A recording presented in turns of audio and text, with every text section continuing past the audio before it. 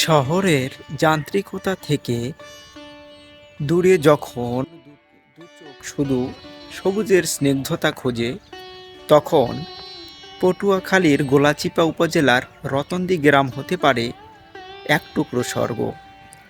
আজ আমি দাঁড়িয়ে আছি ঠিক তেমনি এক মেঠো পথে, যার দুপাশে সারিবদ্ধ তাল গাছ আর ছোট ছোট খেজুর গাছের মিতালি।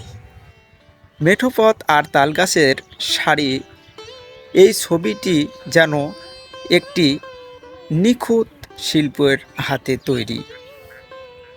আমাদের গ্রাম বাংলার চিরচেনা রূপ এই তালগাছগুলি। মাথার উপর এই তালগাছের পাতার খসখসে শব্দ আর দুপুরের মিষ্টি রোদে গাছের ছায়া মারিয়ে হেঁটে চলা এক অন্যরকম প্রশান্তি। এই যে দেখতেছেন ধানের জমি, যেন এক বিশাল ক্যানভাস। আর এই পাশে যে দেখতেছেন, এটা একটি নান্দনিক গ্রাম। এই তালতলির একটি বড় অংশ হিসাবে পরিচিতি লাভ করেছে। এখানকার বাতাস একদম খাঁটি। একদিকে ধান ক্ষেতের আইল, আর অন্যদিকে এই পাশে দেখতেছেন এখানে মাছ ঘেরা পুকুর। সব মিলিয়ে পটুয়াখালীর এই নিভৃত গ্রামটি প্রকৃতির এক অপরূপ সৌন্দর্যের সৃষ্টি করেছে। যারা গ্রাম ভালোবাসেন, মাটি ঘ্রাণ ভালোবাসেন, তাদের জন্য এই পথটি এক পরম পাওয়ার মতো হবে।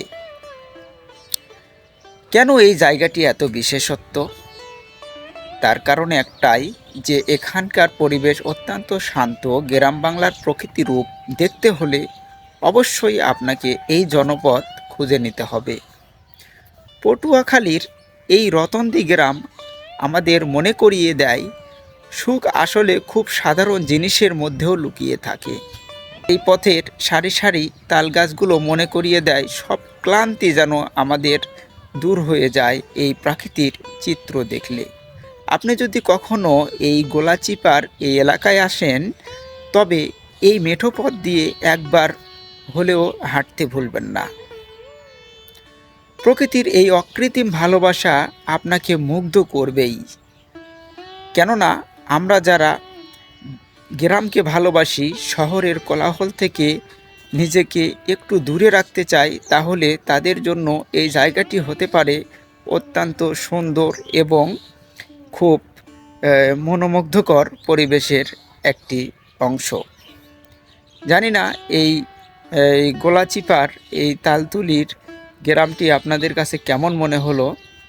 যদি আপনাদের কাছে এই গ্রামের পথ এবং গ্রামের চিত্র একটু ভালো লেগে থাকে, তাহলে অবশ্যই আমার এই ছোট্ট চ্যানেলটিকে সাবস্ক্রাইব করে সঙ্গে থাকবেন। পরবর্তীতে আবারও নতুন কোনো জায়গায় গিয়ে নতুন কোনো ভিডিও নিয়ে হাজির হব। আল্লাহ হাফেজ।